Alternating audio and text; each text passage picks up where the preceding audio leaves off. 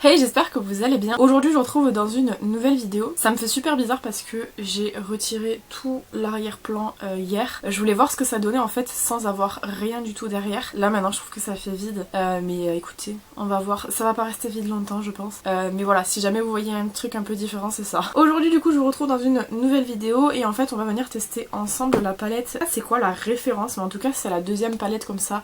J'ai testé l'autre il y a pas très longtemps, je l'ai testé hier en fait mais je sais pas quand est-ce que vous aurez vu la vidéo. Et en fait celle-ci est aussi un dupe de Beauty Bay mais je sais plus c'est quoi le nom du dupe. Mais en tout cas elle est comme ceci. J'ai mis un haut noir pour matcher avec le make-up qu'on va faire mais pour l'instant j'ai laissé ça en fait pour que la poudre et tout aille dessus et que ça me tâche pas ma chemise parce que j'aurais vraiment le seum que ce soit le cas. Voilà, après le reste des produits c'est des produits que vous connaissez. Je vais venir aussi tester, je suis allée chez Yves Rocher à l'heure où vous verrez cette vidéo, ça fait super longtemps je pense, mais j'ai été chez Yves Rocher il y a très peu de temps et en fait j'ai eu enfin la trousse comme ça en cadeau. Donc on va venir tester les petits pinceaux qu'il y a dedans. Notamment il y a un pinceau en bout mousse comme ça et j'espère qu'il prélève les fards à effet, ça serait trop bien. Bon après les autres pinceaux c'est vraiment des pinceaux très basiques mais j'ai envie de tester avec vous en vidéo, voir ce qu'ils donnent parce que c'est des pinceaux que j'aime bien en général en termes de forme et tout. On a un pinceau boule, un pinceau comme ça angle pour faire les liners fumés, c'est génial. Bon, le fameux pinceau à sourcils, bon après le pinceau teint je suis pas sûre mais bon écoutez, on va tester ça aussi ensemble aujourd'hui. Bref, on va commencer tout de suite parce que j'ai quand même pas mal de produits donc j'espère que ça vous plaira et je vous laisse avec la suite. Bon, je vous ai rapproché parce que j'avais l'impression qu'on était un peu loin. Là du coup ça me perturbe qu'il n'y ait vraiment rien derrière mais je vais venir faire mes soins comme toujours, c'est toujours les mêmes. Je viens d'abord appliquer la crème de chez Frudia qui est la Green Grape Pore Control Cream que j'ai toujours pas fini mais franchement je la mets que le matin, je la mets pas le soir. J'ai déjà essayé de la mettre le soir mais en fait je préfère la mettre le matin parce qu'elle est un peu rafraîchissante et tout donc je préfère la mettre à ce moment là. Ensuite je vais venir utiliser la Vita Circle Zero Eye Cream de chez Be The Skin. Toujours cette crème contour des yeux que j'utilise parce que, encore une fois, j'aimerais la terminer vu qu'elle est ouverte et j'avais dû en ouvrir plusieurs parce que j'avais une campagne en fait où je devais tester les crèmes pour les yeux. Franchement je sais pas vers où elle en est parce que le packaging est quand même vachement mat et vachement opaque. Avant de venir appliquer la base, je vais venir utiliser la crème verte correctrice de chez Yves Rocher comme ça. Alors je filme, nous sommes le 30 janvier donc je suis encore dans ma rotation du mois de janvier et elle en fait partie donc je voudrais la terminer parce que je pense qu'il doit rester qu'une utilisation en vrai, il doit rester deux donc j'utiliserai demain, je la terminerai demain je pense. Le seul truc c'est qu'elle peluche, j'espère que ça ira là avec la crème que j'ai mis en dessous mais sinon elle fait des peluches, c'est chiant. En toute honnêteté, si vous cherchez une bonne crème comme ça dans ce style là, un peu vert et tout, de crème hein, en termes de soin, pas un truc correcteur, une crème correctrice mais je veux dire pas de correcteur couleur, prenez celle de Dr. Jart, elle est plus chère, vous avez une plus grande quantité mais elle fonctionne vraiment. Celle-ci je trouve qu'à part me rendre glowy, elle camoufle pas vraiment mes rougeurs, genre j'en ai encore... Je sais pas vous si vous voyez dans le retour, j'ai l'impression que c'était un peu calme et tout. Mais dans la vraie vie je vois vraiment la différence en fait. Enfin je vois vraiment la différence. Je vois pas la différence mais je vois la différence entre la caméra et mes yeux et c'est quand même très rouge quoi. Au niveau de la base je prends la Shine Killer comme toujours de chez NYX qui est celle que Marine m'a offert dans le calendrier de l'Avent. Encore une fois je vais vous dire toujours pareil mais j'adore la texture et j'adore la couleur. Il en faut très peu pour me rendre heureuse. Franchement je trouve qu'elle est super cool mais pas assez matifiante pour ma peau en tout cas. J'ai la peau très grasse, c'est pas spécialement choquant. La crème verte elle fait vraiment tout pelucher par dessus, ça me dégoûte. C'est vraiment la crème Yves Rocher, je sais que c'est une crème que j'achèterai jamais de ma vie, je l'aime vraiment pas. Faut vraiment que je termine ce petit format mais là ça m'a fait plein de peluches donc du coup je vais prendre le duo fibre et je vais essayer de les faire partir mais elle peluche avec absolument tout. C'est vraiment relou. Pour le fond de teint j'ai pris le matte finish de chez Max & More, moi c'est la teinte 121. C'est un fond de teint que j'aime beaucoup, qui reste pas assez mat sur ma peau à moi parce que j'ai vraiment des soucis de matité. Donc je fais que le répéter à chaque vidéo et je l'ai répété littéralement juste avant. Et en fait c'est un fond de teint que j'aime bien parce que je trouve qu'il a un fini qui est quand même assez naturel. Pas relativement couvrant non plus mais c'est pas ce que j'ai envie aujourd'hui. Je voulais quand même qu'il y ait de la couvrance, c'est pour ça que j'ai pas pris encore une fois le By Terry que m'a envoyé Marine parce que apparemment, enfin m'a offert Marine, parce qu'apparemment elle a dit qu'il était pas très couvrant donc je le garde pour un make-up sûrement avec les petits quads où ça sera pas très grave si j'ai pas le visage très couvert et c'est un produit que j'utiliserai plutôt l'été parce que là je trouve que ma peau c'est pas ouf mais voilà en gros c'est ce que je voulais dire, je sais même plus ce que je disais mais en tout cas j'aime bien moi ce fond de teint.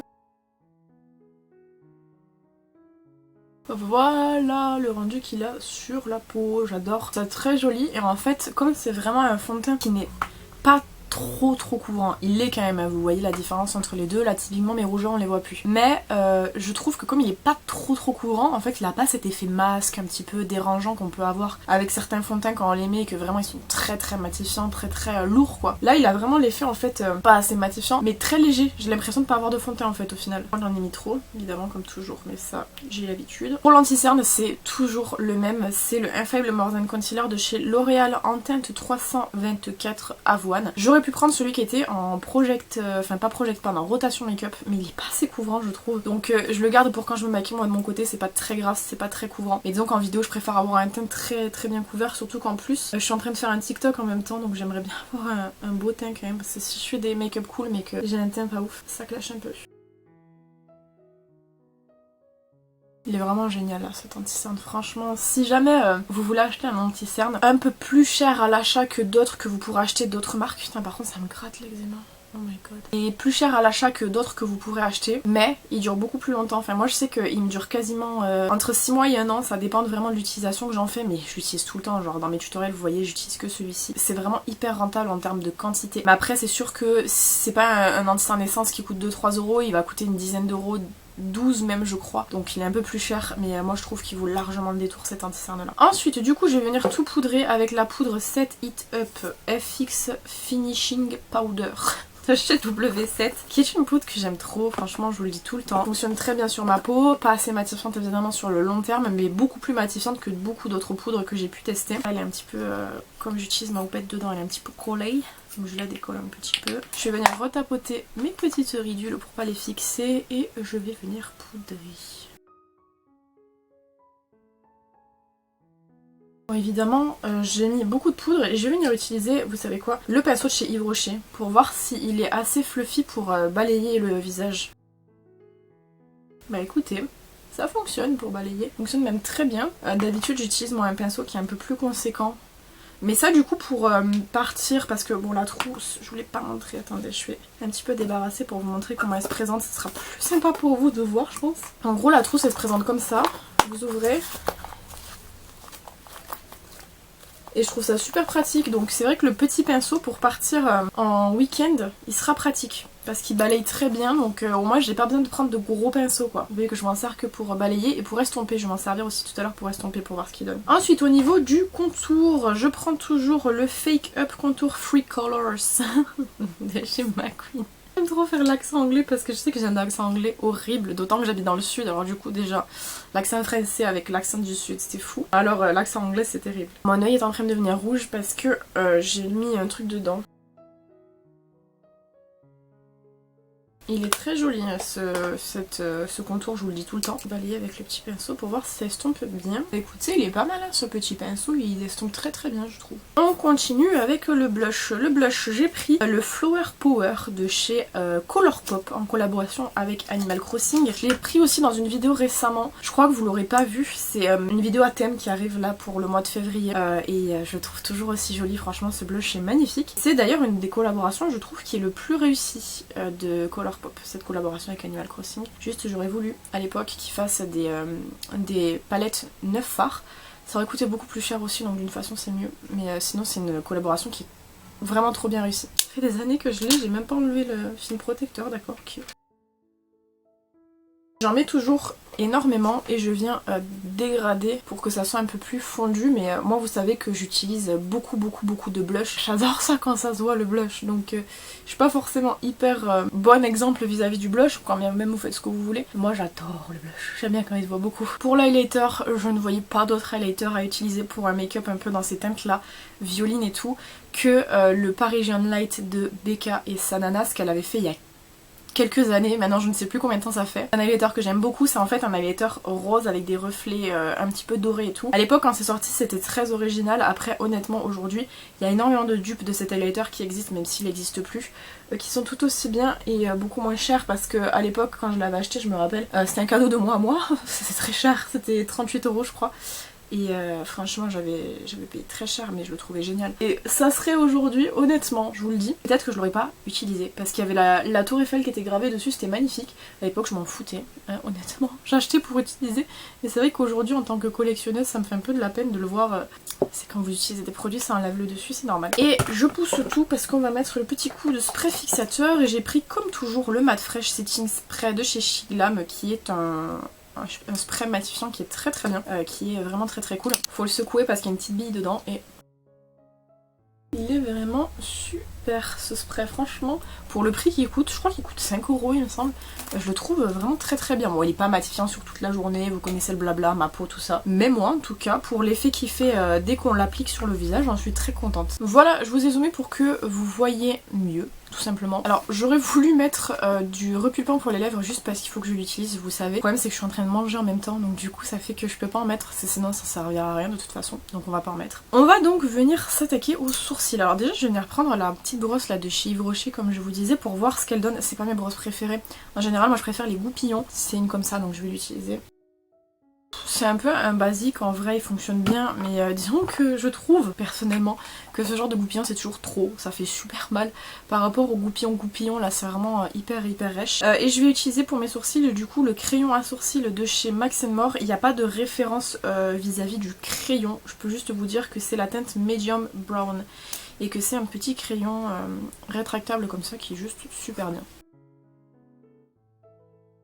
Et pour venir fixer mes sourcils, je viens prendre comme toujours le Brow Perfect Eyebrow Gel de chez Sienne en référence 02, qui existe aussi en référence 01, mais qui est trop clair pour moi. D'ailleurs ils ont toujours pas fait de version clear, c'est hyper dommage. Voilà pour les sourcils. On va venir du coup utiliser la palette, alors je vous la remontre, elle est comme ça. Je sais plus ce que c'est la version de Beauty Bay. Est-ce que je peux la plier? Oui. Elle est comme ça, voilà. Elle est super jolie. Bon nous évidemment on va venir plutôt s'intéresser au violet aujourd'hui. Elle est quand même bien parce que genre il y a du bleu aussi. Franchement, les fards à effet ils ont l'air ouf. Alors je vais essayer de voir si je peux retrouver le nom de celle de chez Beauty Bay. Je sais pas si c'est pas la Book of Magic, il me semble. Je vais aller vérifier. Non c'est pas la Book of Magic, c'est la Midnight je crois. J'aurais tendance à dire que c'est celle-là. Dans tous les cas c'est une dupe de chez Beauty Bay je pense. En tout cas ça y ressemble beaucoup. Et au niveau des teintes, c'est des teintes très jolies. Je vais vous dire encore une fois, le violet c'est pas le genre de teinte que j'utilise tout le temps alors que je fais que des make-up violets. Littéralement je me suis rendu compte de ça, c'est que je dis tout le temps ouais les violets j'ai pas l'habitude de travailler et tout. Et au final je finis toujours par faire des make-up violets. En gros ouais on va venir utiliser plutôt la première partie, elle est vraiment scindée en deux parties, j'ai l'impression. On a là la partie beaucoup plus bleue et ensuite ici la partie beaucoup plus violine. Mais du coup on va venir travailler avec cette petite palette-ci. Alors je vais déjà venir faire un creux de paupière, je sais à peu près vers quoi je veux partir hein, donc on va travailler petit à petit. Je vais déjà venir faire un creux de paupière avec la première teinte de la première rangée qui est un aubergine. Je vais venir utiliser le pinceau comme je vous dis Yves Rocher, donc je sais pas ce qu'il donne, j'espère juste qu'il sera assez fluffy, très pigmenté. Ensuite je vais prendre du coup un pinceau assez fluffy pour venir dégrader cette teinte qu'on vient d'apposer. Et je vais venir prendre pour dégrader la deuxième teinte de la deuxième rangée. Oh j'ai pas fait les close-up avant. Vous aurez les close-up de la palette abîmée. Et je viens du coup dégrader cette teinte. J'y vais doucement. Ça va pas venir énormément dégrader parce qu'en fait la couleur est quand même assez proche. Mais je viendrai redégrader après avec une autre teinte. J'essaye d'étirer à peu près au même niveau mais c'est un peu compliqué je trouve. Je vais garder le même pinceau, je vais juste venir le brosser dans un truc pour enlever les pigments. J'enlève le max que je peux, faut d'ailleurs que je le lave parce que je crois que les deux côtés sont sales. Et ensuite je vais venir du coup pour faire le dernier dégradé de fin de forme utiliser la troisième teinte de la première rangée qui est le bébé rose de la palette. Et je vais m'en servir pour dégrader la fin. Le dégradé est super mignon je trouve. Là volontairement je viens pas dégrader parce que je vais venir de toute façon faire un liner étiré en fait avec un fard à paupières donc c'est resté là donc je vais l'utiliser pour m'appuyer pour faire le liner donc pas besoin de laisser tomber plus que ça cet endroit là. Voilà c'est pas mal, j'aime bien. Je vais venir faire le travail en aplat paupières mobile. En fait j'aurais voulu vraiment mettre deux teintes en paupières mobile pour pouvoir en fait avoir un effet avec plus de dimension on va dire. Le problème c'est qu'en teinte violette, vraiment violette, j'en ai qu'une à effet. Donc Je pense que je vais faire un aplat paupières mobile avec la teinte violette que j'ai et après je viendrai par-dessus appliquer une autre teinte un peu plus claire pour venir en fait justement travailler et faire comme si c'était deux teintes différentes. Et donc du coup sur la paupière mobile je vais venir mettre la deuxième teinte de la troisième rangée. Je prends le pinceau Yves Rocher pour prélever la matière. En tout cas ça prélève donc j'espère que ça viendra l'appliquer sur la paupière mobile normalement. Une teinte plus claire ça aurait été beaucoup plus joli je pense franchement parce que là en fait ça fait vraiment très foncé je trouve mais c'est vraiment la seule teinte violette à effet qu'on a. Juste pour comparer là c'est avec du coup le pinceau et je vais voir ce que ça donne avec le doigt. Voir si l'intensité est la même pardon si on prélève avec le doigt ou avec le pinceau. Pour voir un petit peu ce que ça donne. Comme ça je pourrais mieux me faire une idée, je vais y arriver, de ce que donne le pinceau en fait. Et bah écoutez, le pinceau est le grand gagnant, je trouve que ça a plus d'impact avec le pinceau donc je vais venir l'utiliser pour côté ici juste pour terminer l'aplat paupières mobile. Le réel avantage du pinceau en plus c'est que vraiment vous pouvez bien venir à l'intérieur du coin interne pour vraiment bien appliquer quoi. Très contente de ce double embout mousse de chez Yves Rocher. Ensuite je viens reprendre du coup la première teinte de la première rangée qu'on est venu prélever avec le petit pinceau boule et je vais juste venir réappliquer un peu en fin de forme pour venir restructurer un petit peu cet endroit. Et je vais prendre le côté, remarque qu'est-ce qu'il est. On va tester avec ce côté, je pense qu'il est un peu épais mais c'est pas grave. Je vais prendre la première teinte de la troisième rangée pour venir faire mon petit liner. Ouais, il est un peu trop épais mais il fait quand même un joli liner du coup comme il est assez épais ils peuvent bien venir dans l'angle pour pouvoir bien le faire quoi. Sympa ce maquillage, je sais pas ce à quoi je m'attendais en vrai mais il est sympa. Avant de venir faire le coin interne je vais venir prendre du coup mon petit pinceau pour pouvoir faire le ras de cils inférieur et je vais prendre la première teinte de la première rangée qu'on s'est servi pour faire un petit peu tout.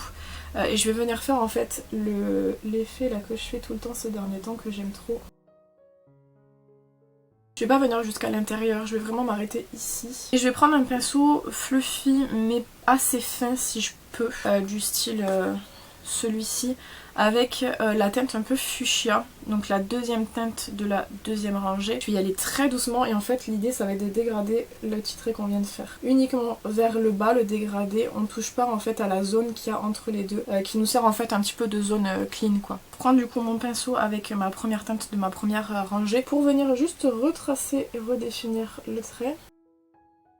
Ça donne quelque chose comme ça. Je trouve ça super trop cool moi le fait que au milieu ce soit clean. D'ailleurs je vais juste venir prendre, parce que je pense que le fard à paupières dans la palette sera trop jaune. Donc je viens juste prendre mon fard à paupières Kiko, c'est la référence numéro 10 de la gamme Smart. Et j'ai un pinceau à la base qui est très fin, qui est justement que je garde uniquement pour faire ça. Quand vous avez des pinceaux plus petits c'est ça qui est chiant, c'est qu'ils vont toujours dans le fond et on sait pas où ils sont. Franchement j'ai aucune idée d'où il est, j'ai la flemme de chercher donc je vais en prendre un autre. Je crois que c'est un pinceau à peinture celui-ci mais en gros je prélève avec un pinceau comme ça pour pouvoir passer entre les deux et venir clean la zone où on est venu au milieu là. L'idée c'est de clean comme ça, grossièrement. Je reviens travailler avec mon pinceau. Ouais, j'aime bien.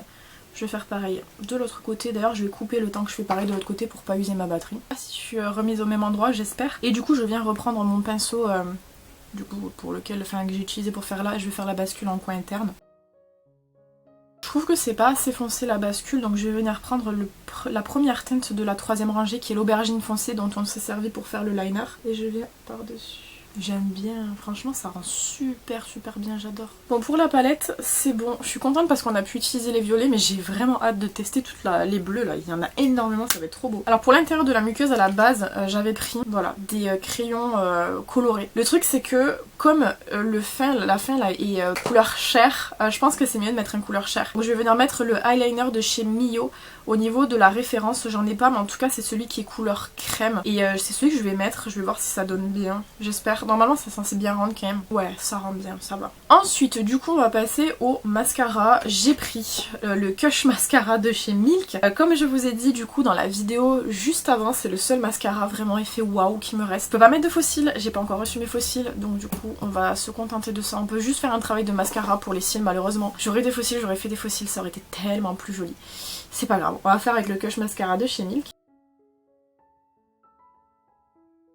Ça c'est ce qu'il donne avec une couche. Ça rend jamais justice en vidéo, franchement c'est super compliqué, mais je trouve qu'il est joli ce mascara. Voilà ce que ça donne, j'aime bien, ça rend super bien, c'est trop cool. J'ai nettoyé mes lèvres et je vais venir utiliser un produit que Marine m'a offert. J'avais trop envie de tester la Lip Oil Moisturizing de chez Bis en collaboration avec Barbie. Il n'y a pas de référence parce que je crois qu'il n'y en a qu'une seule qui est sortie dans cette collection-ci. Et en fait c'est une Lip Oil comme ça avec des reflets...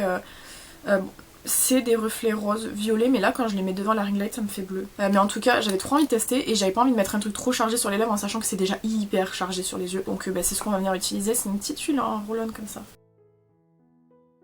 Le point positif c'est que c'est une huile, donc c'est vraiment hyper pratique l'applicateur en roll-on. Par contre je suis un peu déçue parce que j'ai l'impression qu'on voit pas toutes les paillettes qu'il y a dedans. Donc ça fait juste en fait une huile...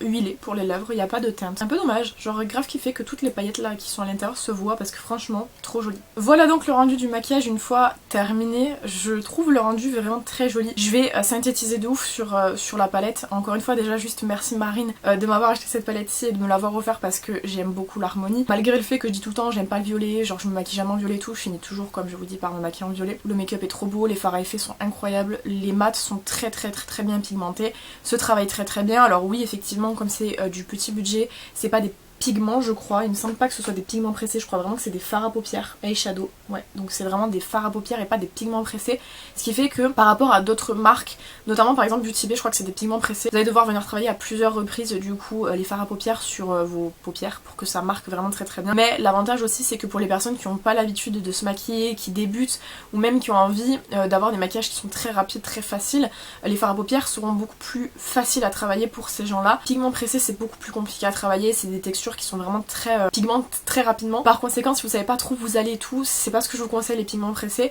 Après quand vous êtes un petit peu plus à l'aise avec le maquillage ça va, mais c'est vrai que si vous commencez genre les eyeshadow c'est mieux. Bah écoutez, très fan du make-up qu'on a fait comme je vous ai dit, je suis très contente encore une fois comme je vous dis d'avoir pu tester ces palettes-ci et évidemment Beauty Glaze fait partie de mes marques préférée. Donc ça devrait pas vous choquer que je vous dise ça, je suis très contente de la qualité comme toujours. Voilà, bah écoutez, j'espère que cette vidéo vous aura plu. N'hésitez pas à me dire ce que vous avez pensé dans les commentaires, comme toujours. N'hésitez pas à vous abonner si c'est pas encore fait. Quant à moi, je vous retrouve bientôt dans une prochaine vidéo. En attendant, prenez soin de vous.